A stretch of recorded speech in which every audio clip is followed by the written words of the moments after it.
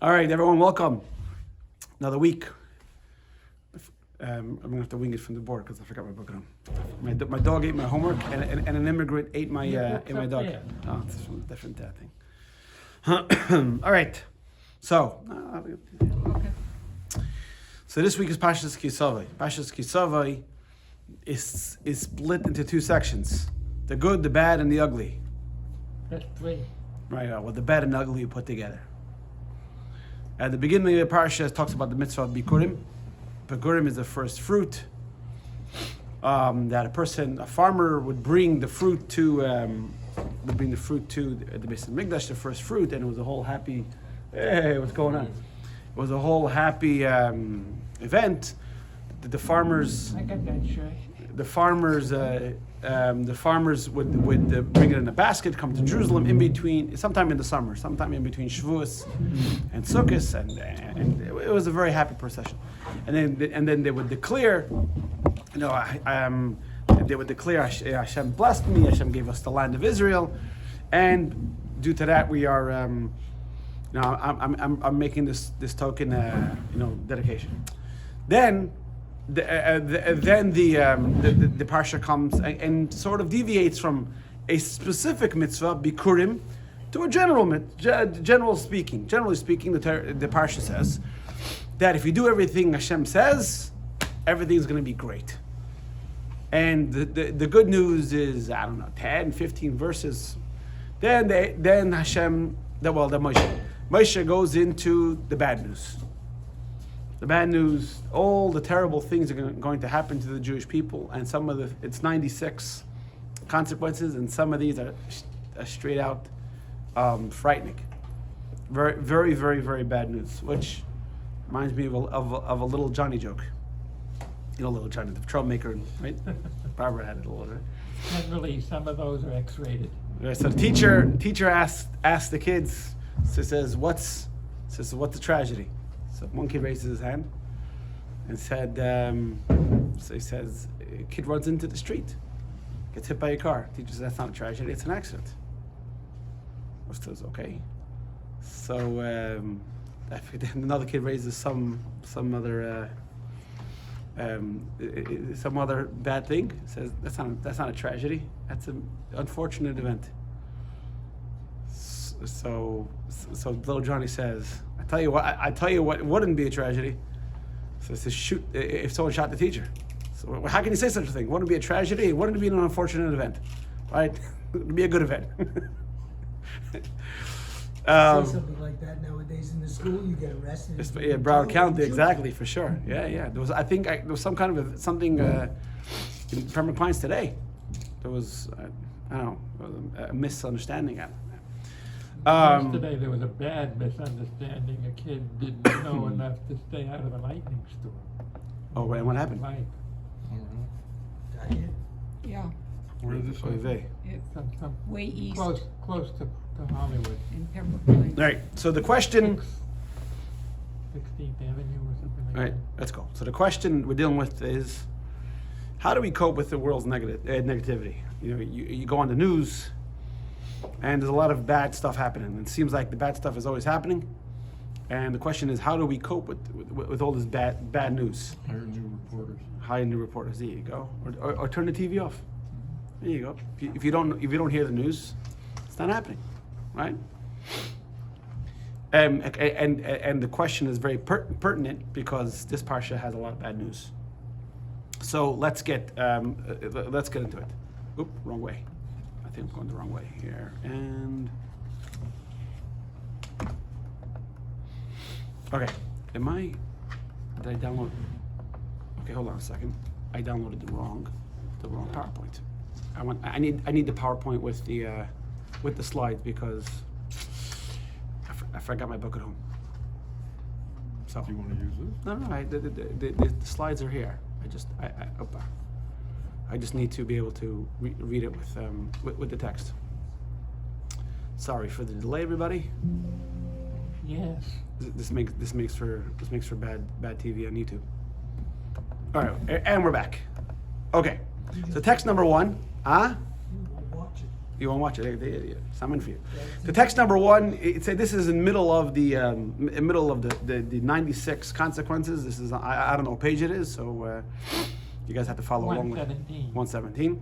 So Hashem's going to scatter the Jewish people among all the nations, and among the nations, you're not going to find respite. You won't find calm. You won't be able to find rest. You're going to have trembling heart and a depressed soul, and your life will hang in the balance. And by night you'll fear the day, and by day you'll fear the night. By day you'll fear the night, and by day you'll say, if only night will come. This is only a minuscule part of what it is. This is pretty terrible stuff. How are we to understand this, right? So that's the Barbanel says something interesting. He says you should know that everything in this parsha that's quoted has already happened. That means these aren't like Hashem is Moshe saying, just to scare us. He's saying some far out scenarios. These things happen, whether it happened. The destruction of the first temple with the Babylonians or the Chaldeans, whether it happened with the in between the 70-year exile, or it happened in the second temple, or in the destruction of the second temple. And even if we don't have clear sources that it happened then, these things definitely happened since then. So everything that's happened, that's been promised, has happened, which, by the way, also gives us hope. I know this is not the part of the class where this is the bad news, because if you're going to believe the Torah, you got to believe in its entirety. If you're not going to believe the Torah, then some things come true, some things not come true. You can't believe the Torah only for the bad news and not for the good news. Does that make sense? I got it. I got that. Does that make sense? Right? So, just like all the bad news in this parsha has come true, so to the good news. Hashem is going to bring us back to the land of Israel in peace, in security, and yada yada yada. So that promise hasn't come true yet. So we have something to look forward to. So we got a lot of bad happening in this parsha. The question is, how do we deal with bad, or why does Hashem do it? Avriel, I got a feeling he's going to say something. Go ahead. Yeah. It brings to light the whole question of, again, freedom of choice. Here God is saying, or at least predicting, that bad things are going to befall you before. Avriel, you're raising a great point. God's not making bad.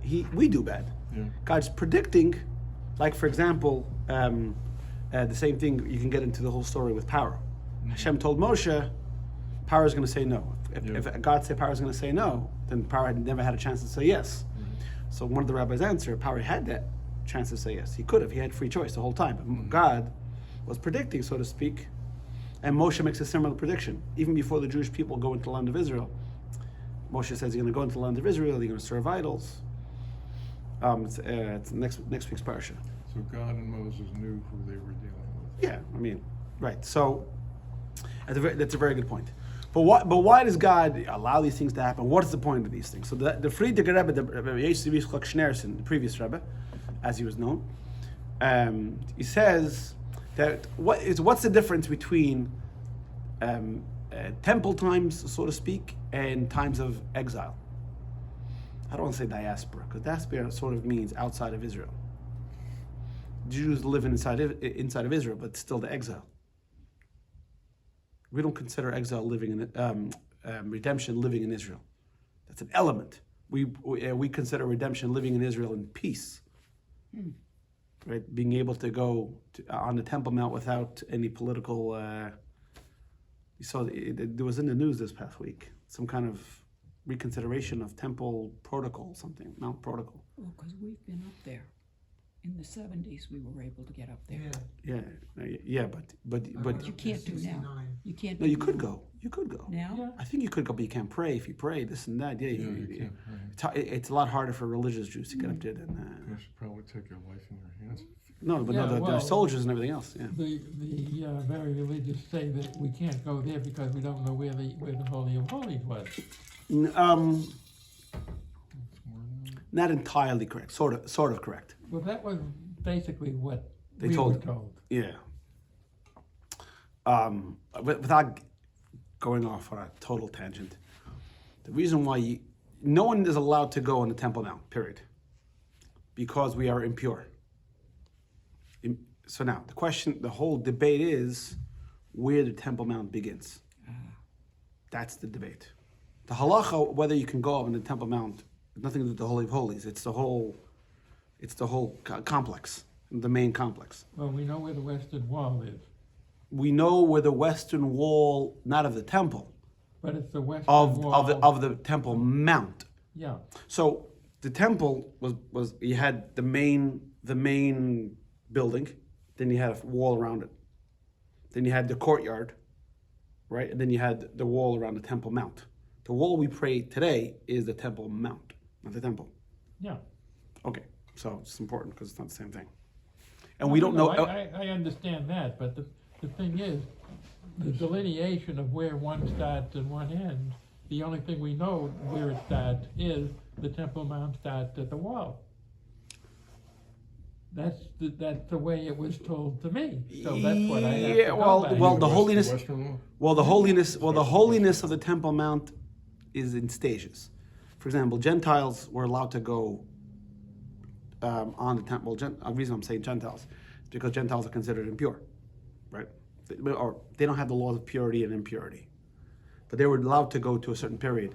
In fact, they found the stone where it's written, I think in Greek. I'm pretty sure it's in Greek. It's all Greek to me, right? It's written in Greek, a warning saying, Gentiles do not pass this line, this fence. If you do, your life is in your hands. Because basically, Torah tells us anyone who is impure goes past this point, God will punish them. So, and as far as the Holy of Holies, that's also a debate. Is it where the rock is? That's basically what they said was. That's what they said. The problem is the Muslims came and built it was a A church. shrine. Well, there was a church there first. There was a church before the mosque. No. Yeah. There was the church Well, before wait a the minute, mosque. are we talking about the quote blue mosque, Dome on the Rock? Yeah. Or are we talking about the Alaska? No, we're talking about the Dome of the Rock. Okay, there was a church there. Yeah. How long ago? Well, before the Muslims took over Israel What- in the What years? before 700 or 750, whatever, 800. Yeah. Anyway, The so Crusader period. the Crusader was 1,011. The Muslims ruled. What with the Christian, The Crusaders only got Jerusalem one. I think the second crusade was successful. Or what was the first one? I'm not sure. there were, I think, three. There were three, but only the first one was successful. I mean, with their goal, officially. Anyway. So these would have been like the very early Christians, not the ones who came from the Crusades. Yeah. Interesting thing, once a spot in Israel and in Gaza was designated as a holy place, pretty much it stayed that way, no matter who built whatever. So in '69, when I went to Israel after the war, Yeah. they took us into Gaza and they undid a whole area, and there was 3 layers. I think the first layer was a temple, Yeah. Jewish temple. I think the second layer was a mosque, and the third layer of tile was a church. Yeah. And one layer on top of another. So once it was a holy place, they kept it a holy place. It's just they built their own edifice. Right. So I just want to say something, but we went off. This is what I did. This is what I didn't want to do. But about the rock thing, the problem with the rock thing is, when the Romans destroyed the temple, they weren't a Christian country. They destroyed the temple in the year 68, 69, 70. Rome becomes a Catholic country in the year 350 with Constantine. So that means for 300 years, they had no idea what the Holy of Holies was. So just because they say this is the rock that we say is the foundation, cornerstone, whatever it is, where Abraham sacrificed Isaac and where the Holy of Holies was, there's very strong literature to say it's not where the Dome of the Rock is. If you want to know more, we'll talk about it afterwards. But anyways, everyone prays there. It could be it is. And Could they be said stuff. that's the place where Muhammad ascended. I don't care what they say. You know, This is the synagogue. They care. everybody has their own story about the place. No, but I forget what they say. So Jewish people think that's where the Holy of Holies was. But there's very strong evidence that it's not. You're saying the uninformed Jewish people think that that's where it is. Well, yes. Yeah. Even, when I say uninformed, I don't mean not religious. Even religious people are uninformed. No, because the truth. Misinformed would be a better word. No, There's because just no way to prove it. no. I'm not archaeological because you have to learn Maimonides. You have to learn the Mishnah where it talks about the measurements and everything. And most people don't learn it. It's just and they call Dome of the Rock. So listen, I grew up thinking that's where until someone set me straight. So that's all. I mean, all right. But we neither here. All right. So let's. So now, what's the previous Rebbe? So what's the point of what's the difference between exile and redemption? That's how we got off the subject. My bad for bringing it up.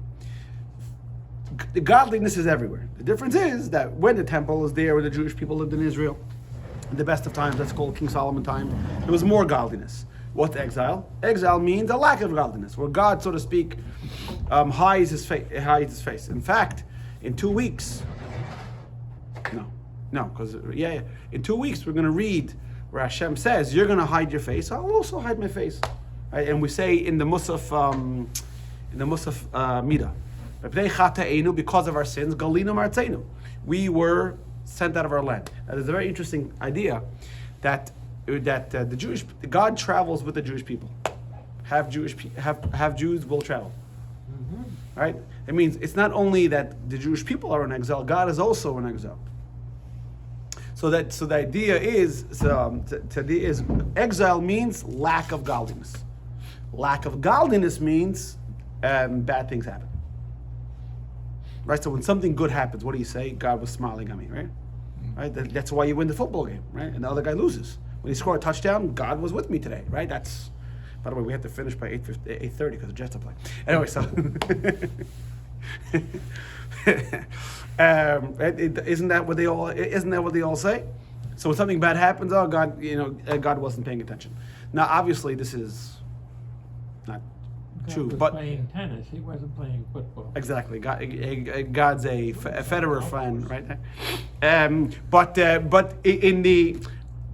idea is that when God's countenance is hidden, there is bad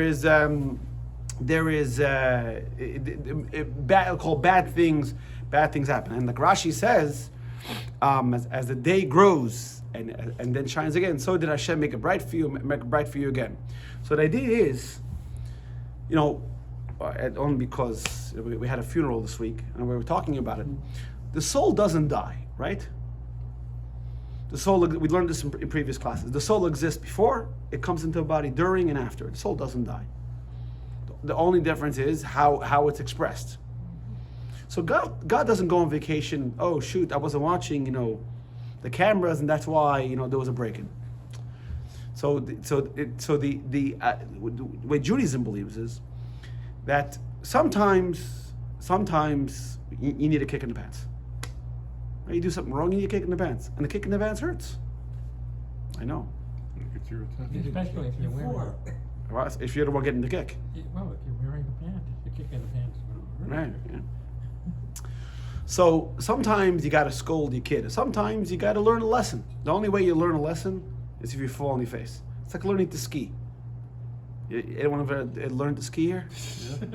I took some very short, brief ski lessons. Yeah. Right? Water ski, drank a lot of water. Well, I did a lot of I did a lot of water skiing. So I remember I went Snow water, skiing I was went something water different. skiing once, and I couldn't do it, and I fell down, and I kept holding on. When you Guys, like let go. It's supposed to like. I don't know, my brain. No, you don't let go. Letting go is for idiots. I don't know. Turns out Holding onto a perfectly good rope. And Yeah, I'm exactly. the boat's I don't driving wanna away. go. If it's dragging me Yeah, off, the boat's driving away. Why is it gonna? I'm gonna let go. Who's stupid here? Me or you, right? I once went water skiing through a partial eclipse of the sun. So, anyway, Is concealment here the same kind of concept as it is in the Tanya? what do you mean? When it speaks Well, of concealment. We're going to quote the Tanya here in the class. So Rashi is basically teaching us in this parsha. He's saying that the curses and suffering preserve you, enable you to stand before Him. That means, think of it this way: the Eibishter is a king. He's an important guy, the president, right? Whatever it is, right? Or we have the story of Yosef is in the dungeon, the pit. It's called. And he interpreted the dreams of the butler and the baker. The baker is killed, hung. I don't remember. I think he's hung in the He dungeon. was on. He was hung, right? He was Yeah. on. And the butler is reinstated, and then 2 years later, Paro has his dream, and he doesn't know. The butler says, "Hey, I remember I was in prison," and they said, "Okay." Paro says, "Bring him to me." What's the end of the verse? And they took him out of the pit, and they gave him a haircut, and they gave him a bath, and they brought him to Paro. You're standing in front of the king. You can't stand like a schlump. You can't stand like looking. You got to look presentable, right? So that bathing preparation, right? Let's say the guy has to go through major exfoliation, whatever it is, and it hurts. Is that a punishment? It's obviously not, right? I'll tell you a story. My brother told me. My brother was in yeshiva. There was a guy. I don't know. He was going through some kind of episode. Which brother? What's the difference? doesn't matter. Macht nicht Well, das. it could have been. He was older than, the brother was older than him, so it doesn't matter. Well, There was a guy in the yeshiva. kind of guy that would tell a story. There was a guy in yeshiva that was going through some kind of episode, and he refused to take a shower. He refused, and I don't remember what it was. And the stench got so bad that my brother told me he and a bunch of other guys literally, physically picked him up and threw him in the shower. And the guy was kicking and screaming and everything else. And even though all six of them got soaked, but they and the funny thing is, after this, like, he started taking showers. And I asked my brother, so whatever happened to this guy? No, he said he's totally normal. Like, but afterwards, it was some kind of, I don't know. Transformation. I don't know. There was something going on in his brain. Right? They washed it out of him. So the guy was, yeah, exactly. The guy, so that cleansing, the guy was screaming and kicking and everything else. Is that a punishment? No, he had to go through it because he was, as they say in Yiddish, nicht a Mensch. It was ois Mensch. So the Rashi says a similar thing. God has standards here. You can't stand in front of God, and every soul stands in front of God, right? And it comes Rosh Hashanah. We always read this parsha, by the way. 2 weeks before Rosh Hashanah, always. 2 Shabbats before Rosh Hashanah, we always read Parshas Kisaveh. This is why we scour, so to speak. It's a very humbling experience to read this. We're going to stand before God, on Rosh Hashanah, and the question is, do we look the part? So Rashi says the purpose of our suffering is not because God's sitting there and he's not one of these vindictive monarchs that takes glee out of. It's not in Genghis Khan who's pulling people alive. That's not what's going on. That's not what's going on over here. The purpose is in order for us to become our better self. So this is a foundational idea in Torah. In fact, there's a famous story in Gemara Brachos. Did we learn? No, we never learned Gemara Brachos together. There's a famous story in Gemara Brachos where there was a rabbi, I forgot which rabbi, who was suffering, and another rabbi came to him and said, "Listen here, how you doing?" And the guy was saying, "I'm suffering terribly." So he told him, "Listen, God only rebukes, so to speak, the ones he loves. That the idea is that it's better a person should suffer in this world, not to suffer in the next world. But the rabbi answer says, but I can't take it. Says, God should love me a little less, so to speak. Or in the words of Tevye, can't you choose someone else once in a while, right? Did you choose someone else for a change? Right, but we find this idea many times in Gemara and Medrash, in Kabbalah especially, that exile and suffering atone for our sins. They cleanse us. It's a purge. It's not a punishment. Yeah, it's true that we have the word oinesh, punishment, but we don't look at that way. Because punishment, the problem with the word punishment is, usually, punishment is you're speeding, you pay a fine. Is the fine directly connected to the speeding? No. It doesn't necessarily mean that you're changed. Right. It's a society, whatever it is, decided we're going to do this in order to deter you. Well, the fine is, the speed does determine the possible amount of the fine. Right. Yeah, but it's not connected. You're doing 100 miles an hour in a 30-mile zone. I think they're connected. Well, you pay 60 times the fine. So I don't know if I should tell the story.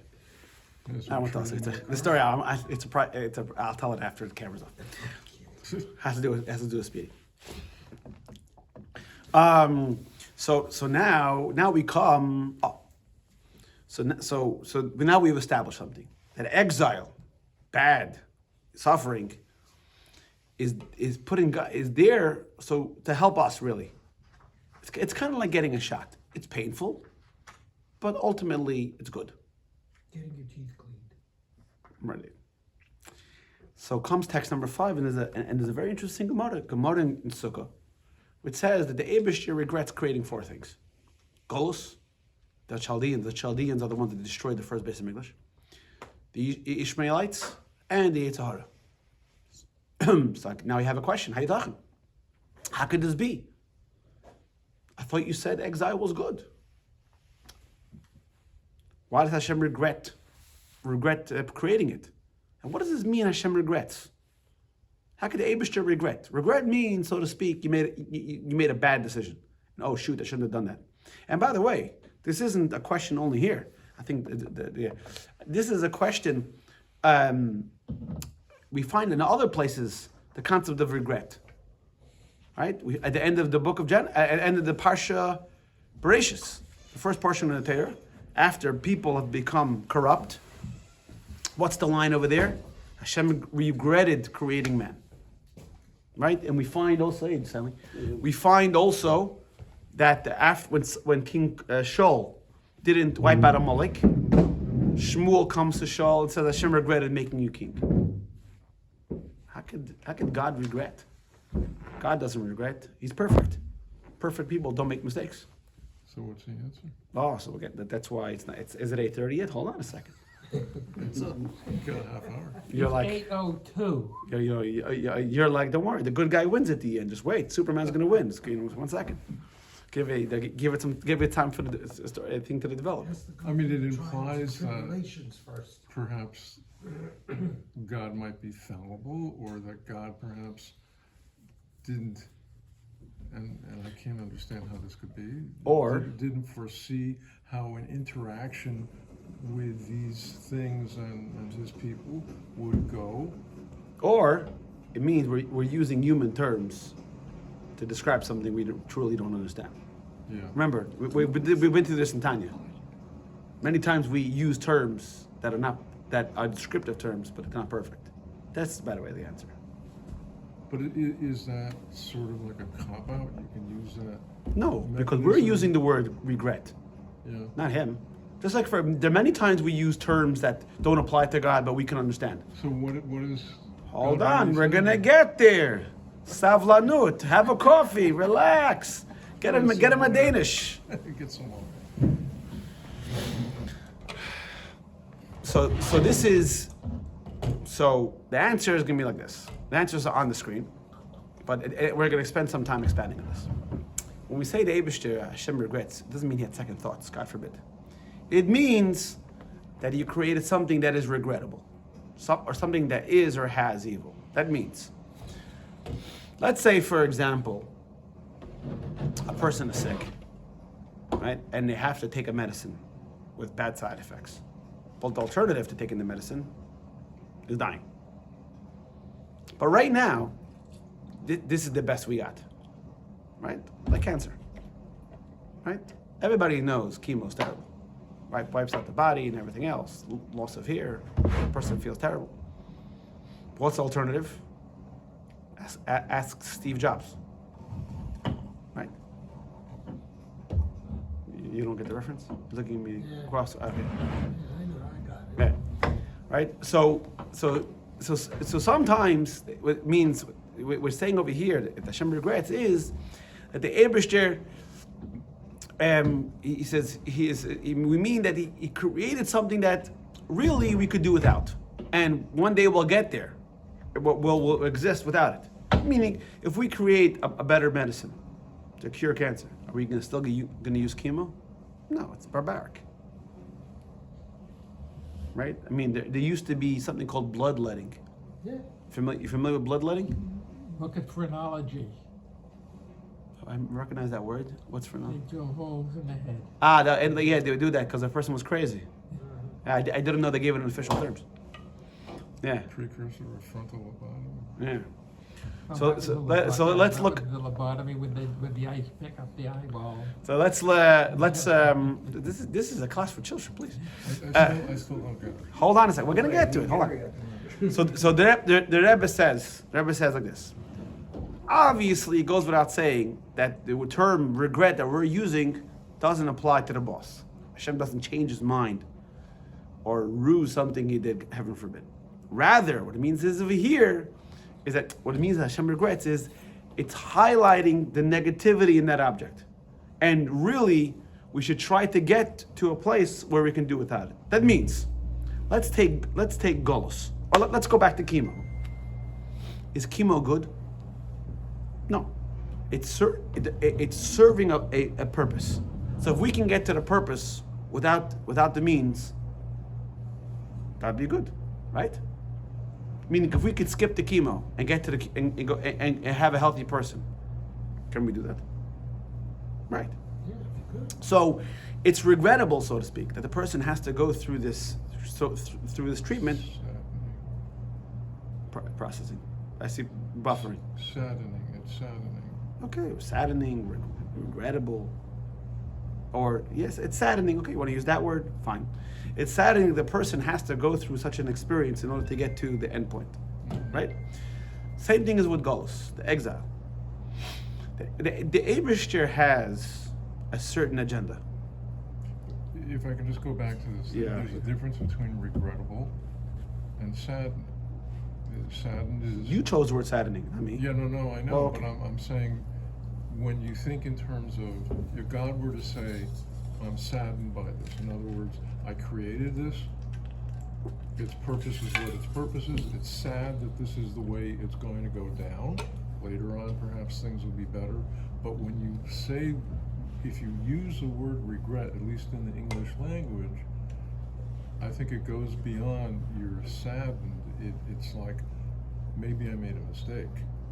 So God doesn't so make that's mistakes. what the text on 6a is.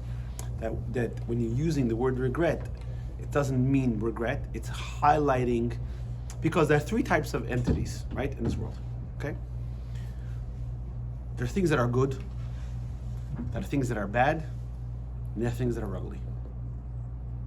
Good means, yeah. I explain. It's a movie. Right. Mm-hmm. What's good is good, and what's good is good doesn't change. It's good. What's bad is bad, doesn't change. It's bad. Then there are things that are ugly. Why? Because it's a mix of good and bad. So the good we keep, the bad we toss. What do we do with the ugly? You wrestle. You wrestle. You refine it, right? So what now? Originally, when the world was created, in day 6, the world was divided into good and bad. There was no ugly. There was pretty, there was good and bad.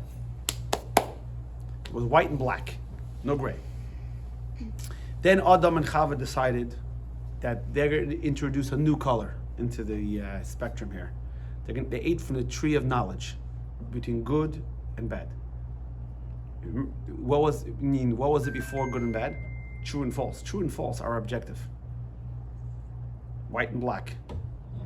Someone comes over to you and says, "Is this table white?" And you say, "Well, that's objective." No, it's not. It's white. Like, not shades of white. Please be quiet. Right? On top of the white table, I got a black hand. All right. So what's gray? What's gray? Gray is nicht, as they say in Yiddish, nicht dahin and nicht daher. Not there, not here, not there. Right? So Adam and Chava introduced into the world a mixture of good and bad. So what's bad has to be rejected. What's good has to be embraced. And what's gray, what's ugly, has to be refined. So the exile is bad. But in order to get to what's regrettable or sad, is that that we have to go through this experience in order to get to the so to speak, to the other side.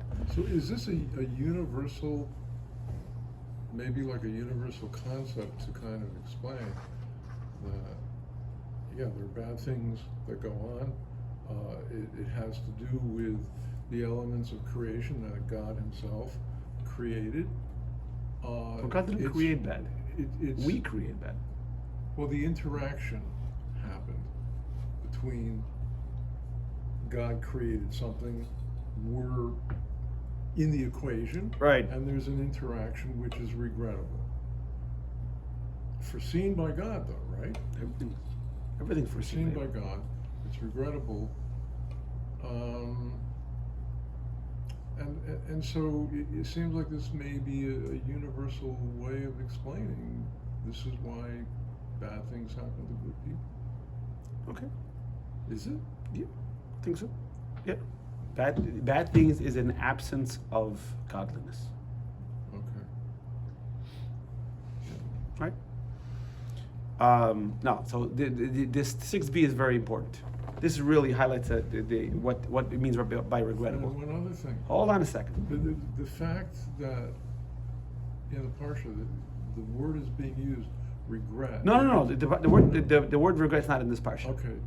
No, the Is punishment. it anywhere?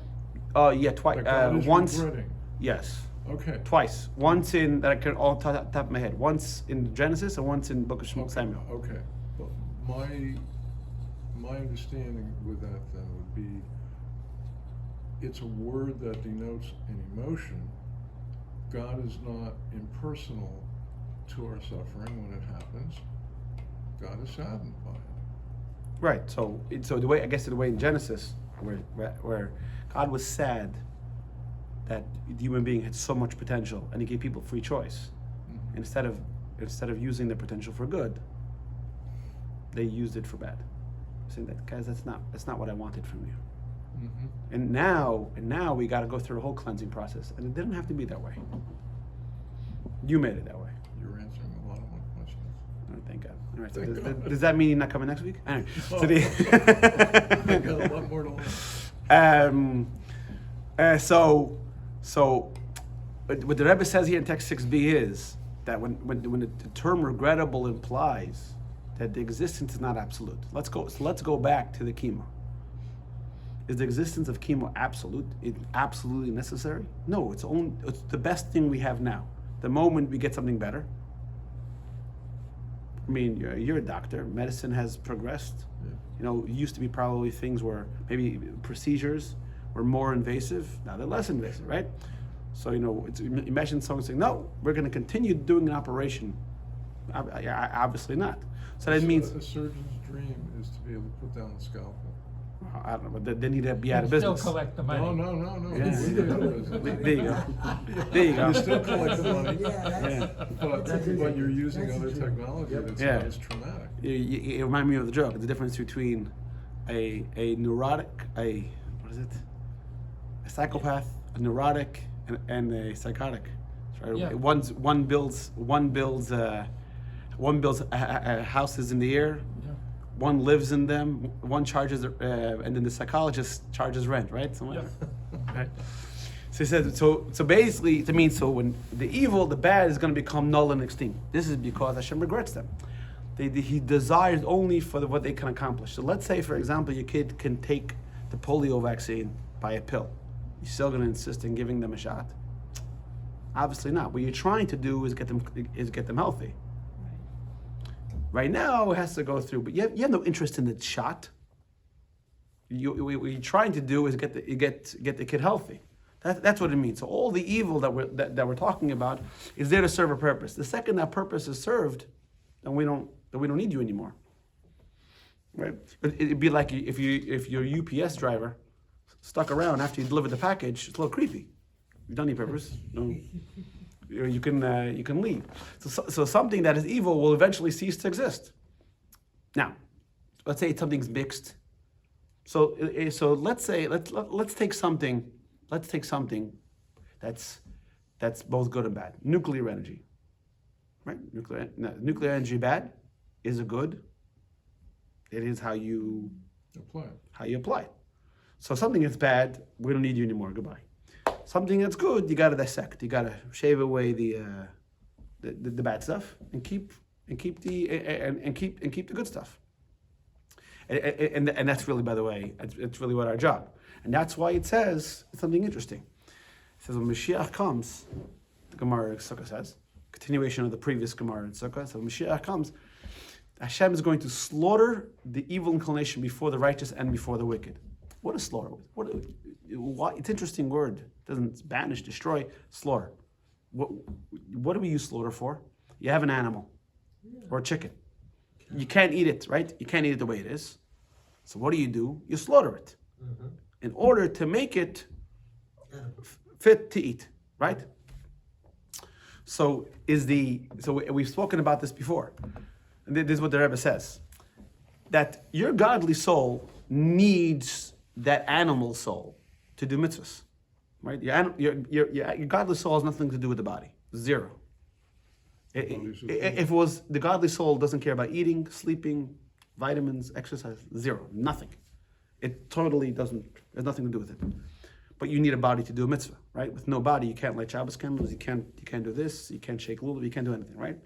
So is the body bad? No, the problem with the body is it's very easily corruptible. It's like nuclear energy. You got to be very, very careful.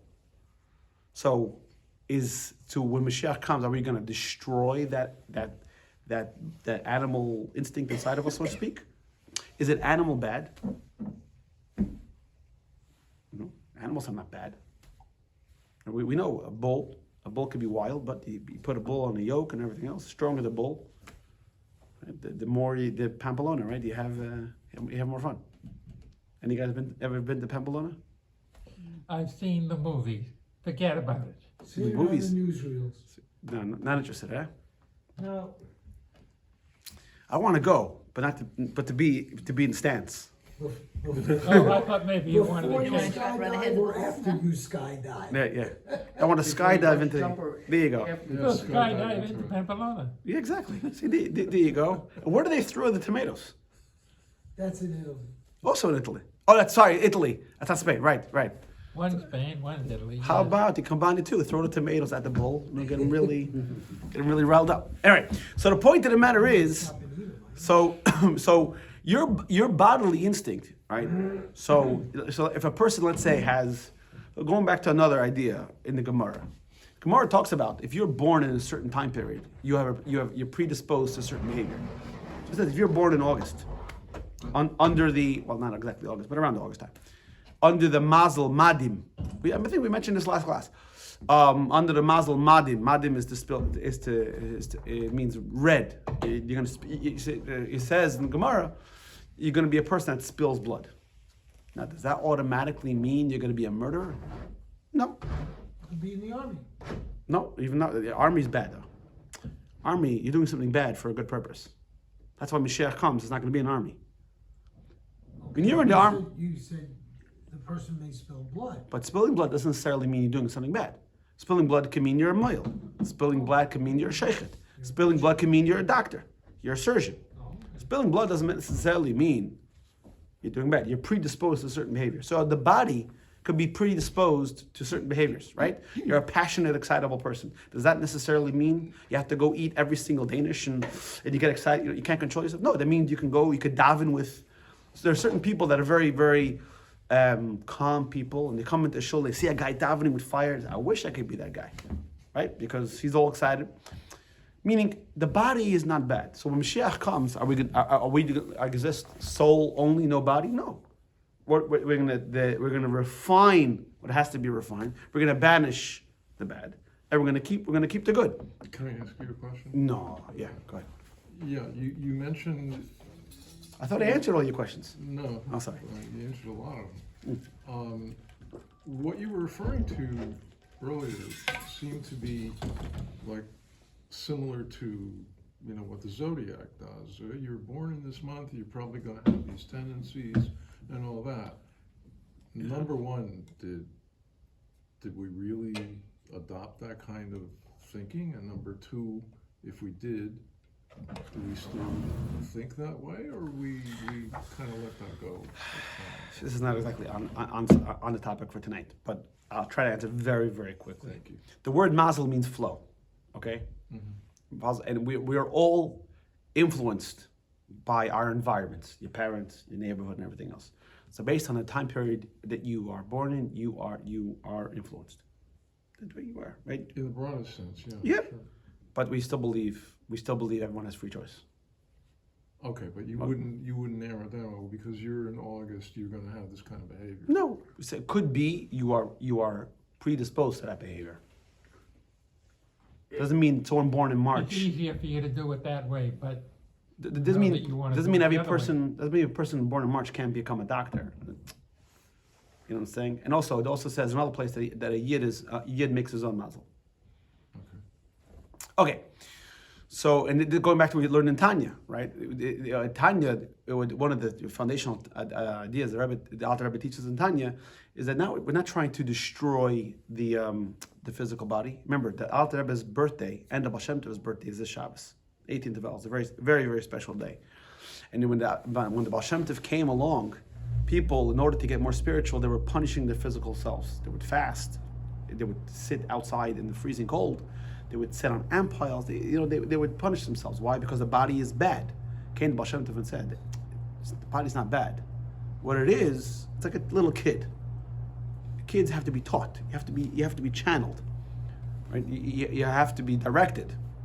So that, and this is what Alter Rebbe says in text 7c, that when we remove the soiled garments, the physical pleasure, the temporal world, the world's a very good place.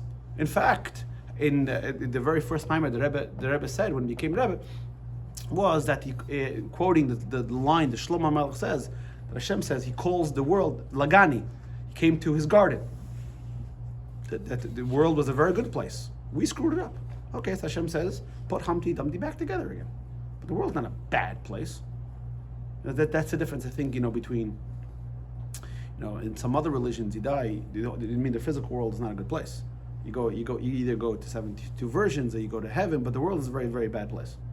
And really, we're just here on a journey. We look at it, no, the world's a very good place, and you have to make the most out of it. Make the most out of it.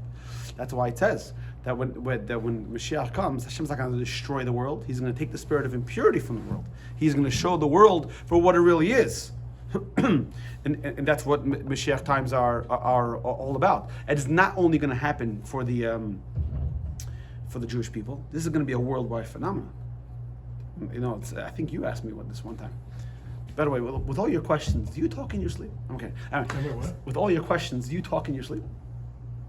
The joke. So the idea that maybe she is the one who asked the questions you're embarrassed to ask it. She asked the question. Yeah. But the question is, But in a language I can't understand. There you go. but if she was asking questions, do you actually answer them in your sleep? Not listening, right? I get in trouble if I do. All right.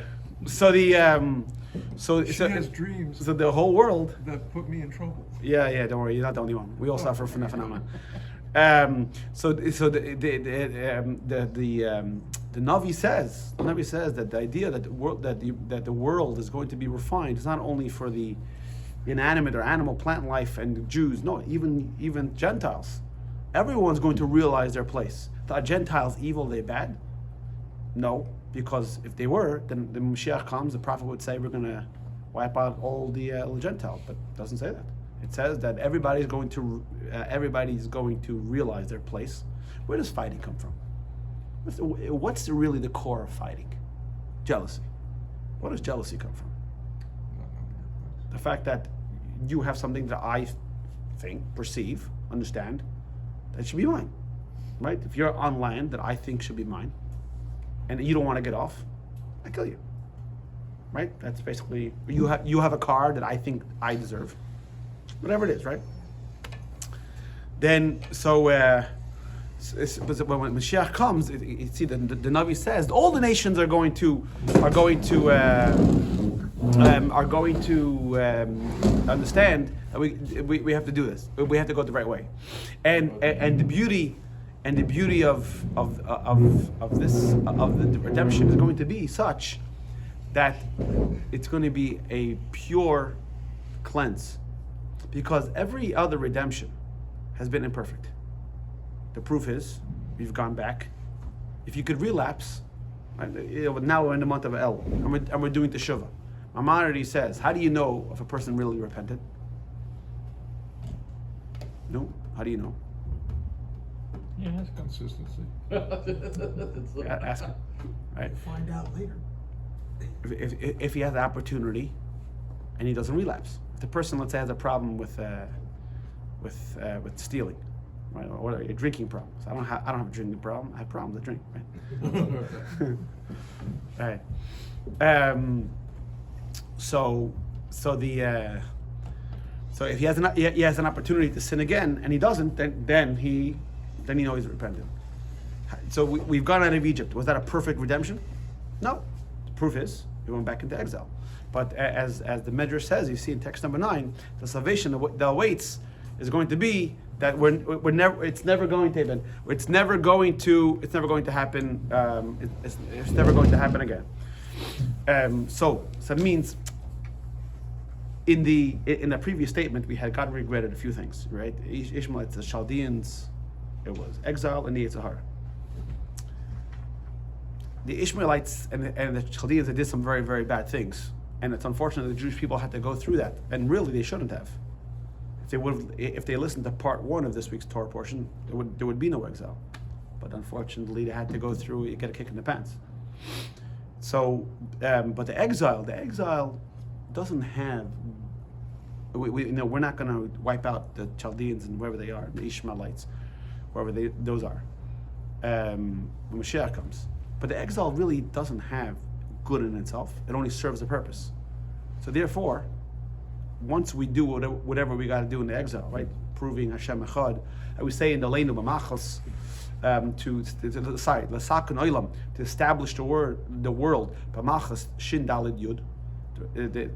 Hashem is the ultimate power. Once that idea has been established, we don't have to rehash it. It's almost like fighting with somebody who says the world is flat. Why are we having this argument? I thought this has been established. Why are we reinventing the wheel over here, right? Did you ever see that video of the guy who was convinced the world is flat and did the whole experiment with the flashlight and the cardboard? It's a great video. These 2 guys or 3 guys are convinced the world is flat, and they decide they're going to prove it. So at night they go with a flashlight and some cardboard, and the guy goes at a distance. So if the world is straight, if the world is flat, then the beam of light should go through the hole consistently. Mm-hmm. But because there's a curvature, so you see him in the video, he has to pick up the by trying to prove the world is flat, he proved the world is round. It was great. It's all right. So once that happens, there's not going to be any need for exile. So God is going to banish the exile, and this is going to be the ultimate final redemption. So why are we learning about that Hashem has this regrettable feeling, it's saddened feeling about exile. So, you know what the problem is? The problem is sometimes we get so accustomed to, maybe he was rescued, that's why he fell down. We get so, Nice. yeah, right. We get so used to the status quo that that we think that this is the way it is. We think this is normal. Now, I was talking to Deborah's brother, and he reminded me. Deborah's brother David plays basketball in the JCC, and he reminded me when I came down to help my brother Penny. I was a young guy from New York. In New York, we played basketball very aggressive, hustling, jumping over each other, throwing elbows, and that was normal. That wasn't like me being more. That's New Yorkers.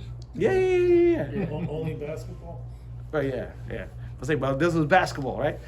And I come to the JCC to play basketball, and I played my normal basketball, and I'm just, going crazy, and everyone's like, dude, relax. You're not in New York. Exactly. Just breathe. I'm like, what are you talking about? This is normal. And he's telling me, so if you're gonna play like this, you can't play. I'm like, what's going on? And I see everybody jogging up the court. I'm like, you gotta hustle, run, move, defense. All right. So the problem is, you get used to it, and that's the way you think it's supposed to be. Well, by the way, that is supposed to be the way you play basketball. Hustle. These idiots. I'm right. They're wrong. So the problem is that with the galus, with the exile, is we think this is normal. We think the problem is, part of the, you're going back. Let's get controversial for a second. The problem with some people in Israel is they got used to the fact that there are rockets being shot at them. They're used to it. They don't realize how crazy that is. They don't realize how and you talk to somebody, Israel is the aggressors, and we say, what about the rockets? Like they forget.